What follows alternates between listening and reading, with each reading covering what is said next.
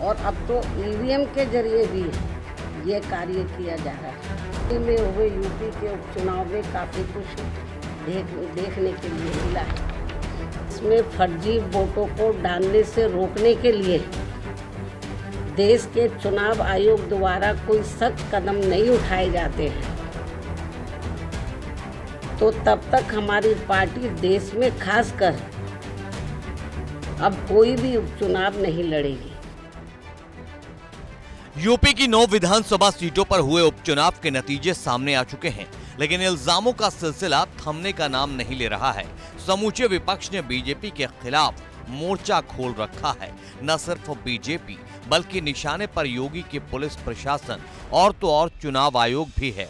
और अब तो बीएसपी सुप्रीमो मायावती भी इन्हीं इल्जामों के साथ सामने आ चुकी हैं। यूपी में 9 विधानसभा की सीटों पर हुए उपचुनाव में इस बार जो वोट पड़े हैं और उसके बाद जो कल नतीजे आए हैं तो उसको लेकर अब ये आम चर्चा है। मैं खुद नहीं कह रही हूँ, ये लोगों में आम चर्चा है कि पहले देश में बैलेट पेपर के जरिए चुनाव जीतने के लिए सत्ता का दुरुपयोग करके फर्जी वोट डाले जाते थे और अब तो ईवीएम के जरिए भी ये कार्य किया जा रहा है, जो लोकतंत्र के लिए बड़े दुख व चिंता की बात है। इतना ही नहीं बल्कि देश में लोकसभा व राज्यों में विधानसभा आम चुनाव के साथ साथ खासकर उपचुनावों में तो अब ये कार्य काफी खुलकर किया जा रहा है। मायावती ने आम चर्चा का हवाला देते हुए महाराष्ट्र में हुए विधानसभा चुनाव और उसके नतीजों पर भी सवाल उठाए हैं। और न सिर्फ सवाल उठाए हैं बल्कि मायावती ने तो चुनाव आयोग को भी फर्जी वोट को रोकने के इंतजाम करने की चुनौती दे डाली है और इस धमकी के साथ कि तब तक उनकी पार्टी किसी भी उपचुनाव में हिस्सा नहीं लेगी। और ये सब हमें हाल ही में हुए यूपी के उपचुनाव में काफी कुछ देखने के लिए मिला है। और इस बार महाराष्ट्र स्टेट में विधानसभा के हुए आम चुनाव में भी इसको लेकर काफ़ी आवाज़ें उठाई जा रही हैं। ये अपने देश में यह लोकतंत्र के लिए बहुत बड़ी खतरे की घंटी भी है। ऐसी स्थिति में अब हमारी पार्टी ने ये फैसला लिया है कि जब तक देश में फर्जी वोटों को डालने से रोकने के लिए देश के चुनाव आयोग द्वारा कोई सख्त कदम नहीं उठाए जाते हैं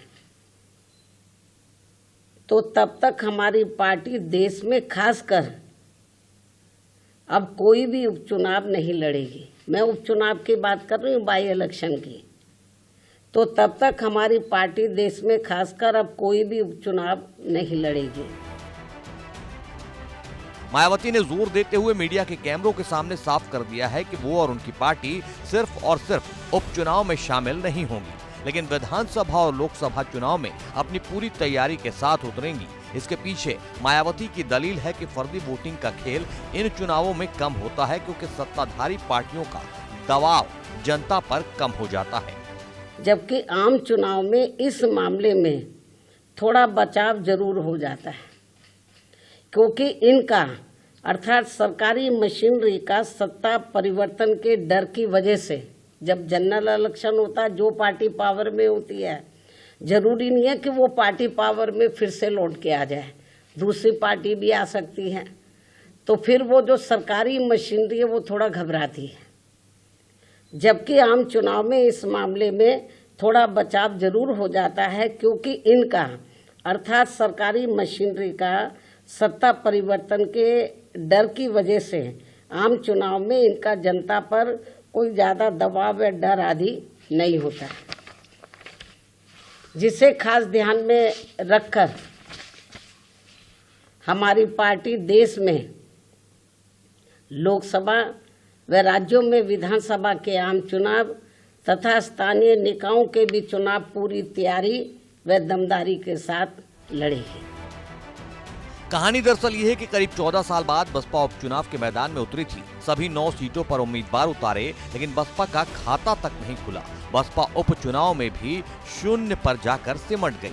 हालांकि उपचुनाव में 9 में से 2 सीटें जीतने वाले और लोकसभा चुनाव में बीजेपी को बुरी तरह हराने वाले अखिलेश यादव ने तो पहले ही वोट की लूट का इल्जाम लगाकर मोर्चा खोल रखा।